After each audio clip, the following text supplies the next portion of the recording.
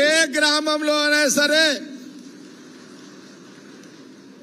కండువాతోటి సర్పంచ్ గెలిస్తేనే, కాంగ్రెస్ సర్పంచ్ కండువాతోటి గెలిస్తేనే వాళ్ళందరినీ నేను ముఖ్యమంత్రి రేవంత్ రెడ్డి గారి దృష్టికి, పిసిసి ప్రెసిడెంట్ మహేష్ గౌడ్ దృష్టికి తీసుకుపోతా.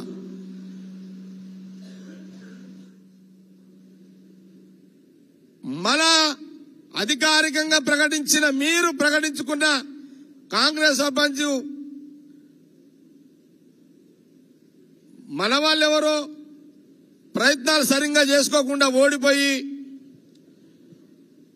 మీరు మళ్ళా కండువా కప్పి కొత్త తెస్తే మటుకైతే నేను యాక్సెప్టేషన్ చెయ్య. విన్నారా?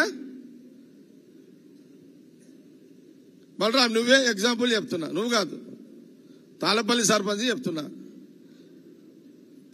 చెప్తున్నాపా.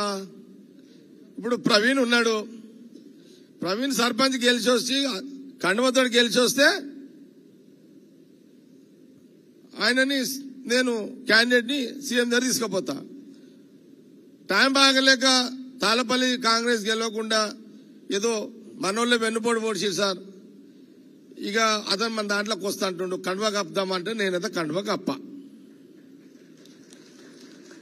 ఇది క్లియర్ స్టాండ్, ఇలా ఏం తేడా లేదు. అందరికి అర్థమైందా?